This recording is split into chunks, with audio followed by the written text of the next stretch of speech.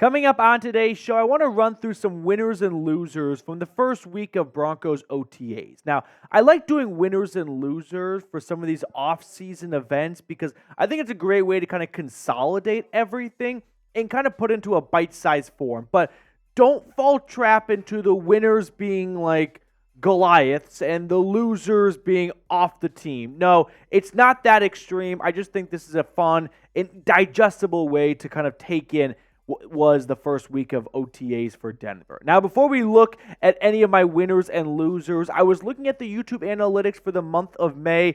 We are, pardon my French, skull-fucking the Chiefs report in subscribers, and I would love to dunk on them. So help us continue to build off of this subscriber lead for the month of May.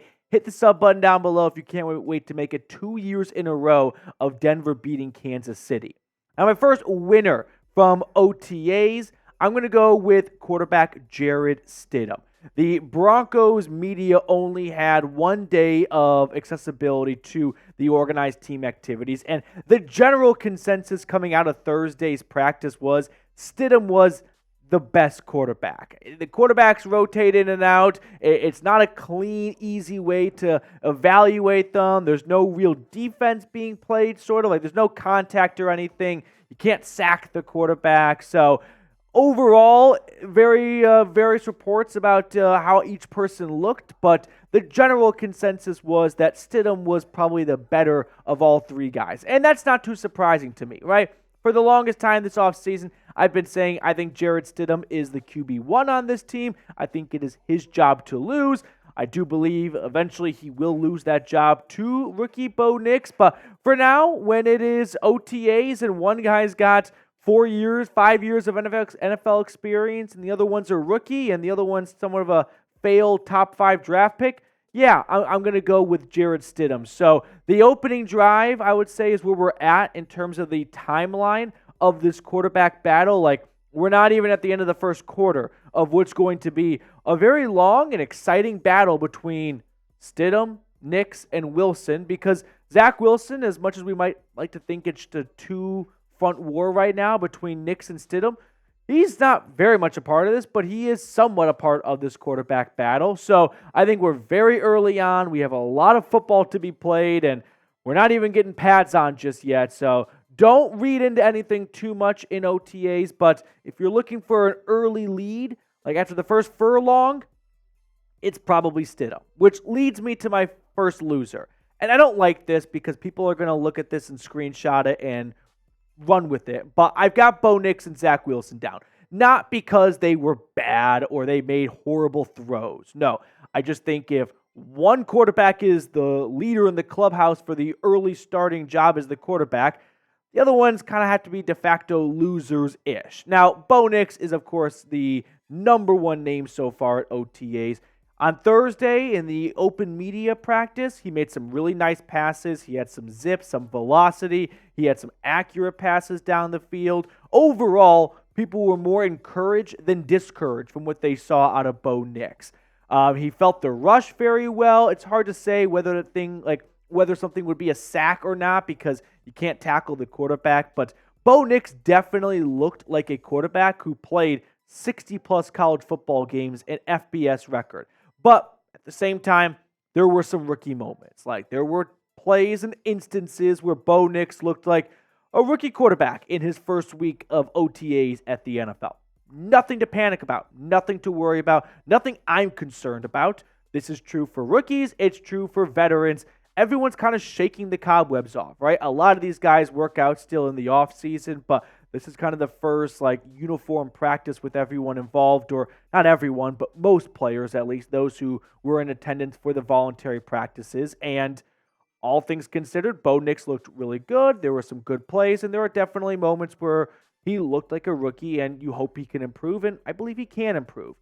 Zach Wilson threw the lone pick during the OTA session, so kind of tossed him in with the losers, but I really don't want you guys to walk away from this video thinking, oh, Bo Nix and Zach Wilson, they fucking sucked on Thursday. Pardon my French.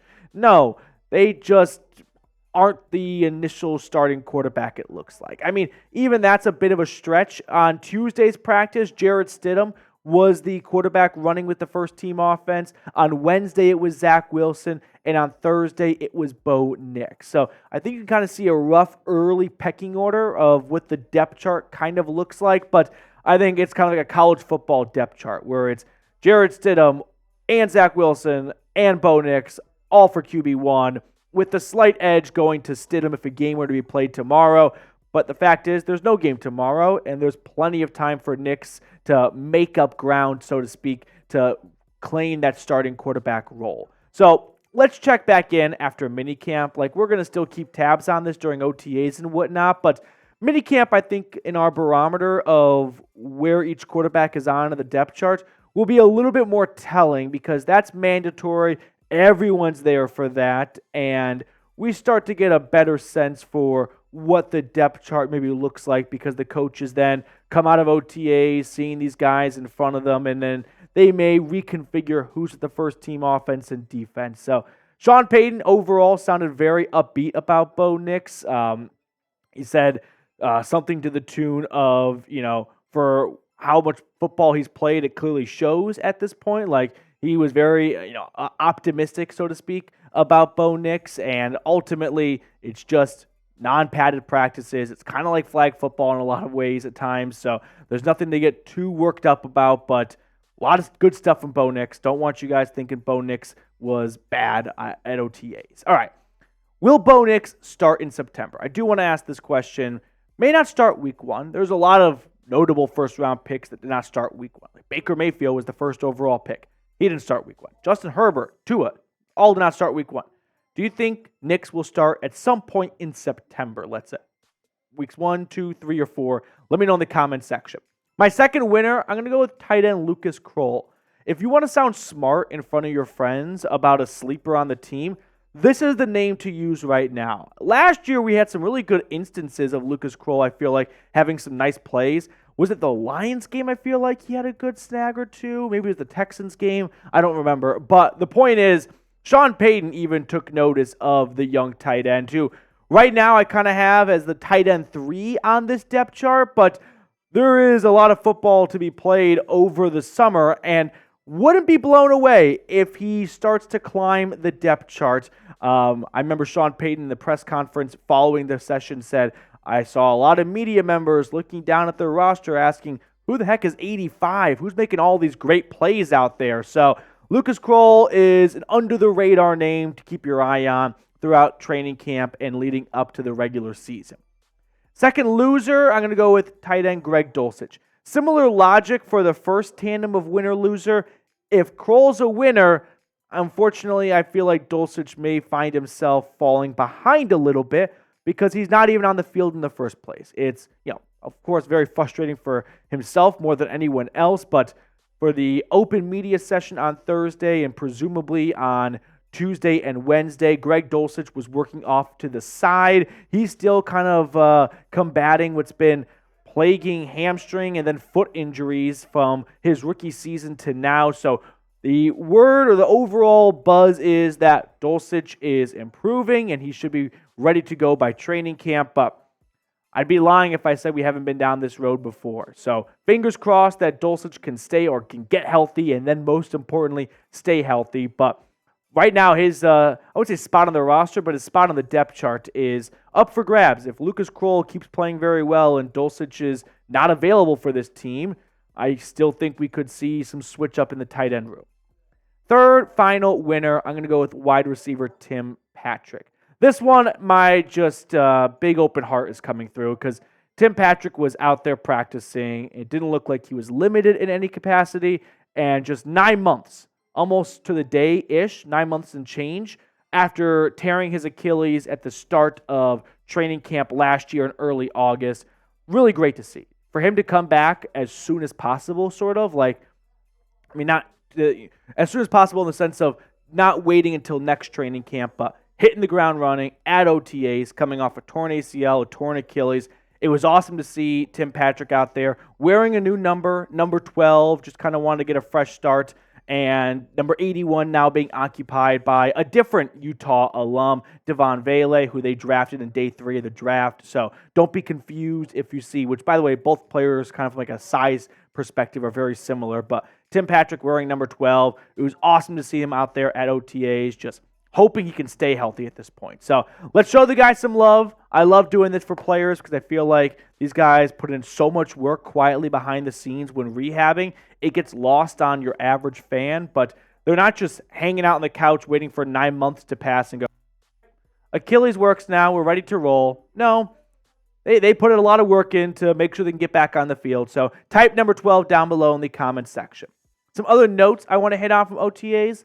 Courtland Sutton not in attendance. Sean Payton said that this will work itself out. He's not concerned about it, but as the days pass, I think that the fan base gets a little bit more worrisome because this is Bo Nix's number one go-to target. And if some level of a contract agreement is not worked out, would hate to see Bo Nix not have his number one guy. So hopefully Nix can start to develop a chemistry with Courtland Sutton. Hopefully Sutton is in attendance at mandatory minicamp. If not, fair to say it's kind of a holdout at that point because mandatory attendance minicamp is that, mandatory. And if you're not there, you're getting fined. So all of this is stemming from a contract dispute where Sutton only has $2 million guaranteed remaining for the next 2 years of his deal. He's looking for more guaranteed money. And from the Broncos' perspective, I feel like they look at that contract as one where majority of the years, Sutton did not live up to what they paid him.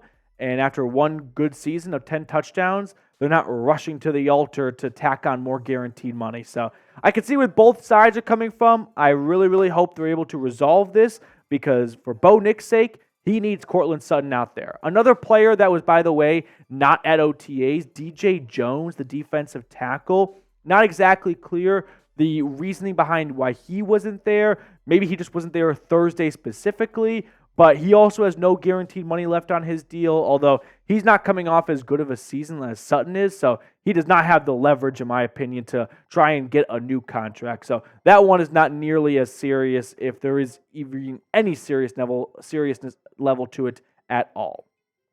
Other thing I wanted to hit on is the offensive line. Sam Mustipher, I think, is kind of the initial starting center. To me, it seems like it's a very even three-way split between Mustipher, Alex Forsyth, and Luke Wattenberg. I think the ultimate goal for Denver is that either Forsyth or Wattenberg grow into a starting caliber center for this team because they'll have them under contract for longer and for cheaper than just re-signing veterans like Sam Mustipher every single offseason. But for now, I think Sam Mustipher has the job, but they are secretly, and maybe not even secretly, they are hoping and pulling that Forsyth and Wattenberg can step up their play. But it's tough to look at centers and give a fair evaluation when there's no contact being made with the defensive line. So what are you really looking for here between these guys? But that will do it for us on today's show. Hope you enjoyed our episode. If you did, leave us a like down below, and we'll see you all later.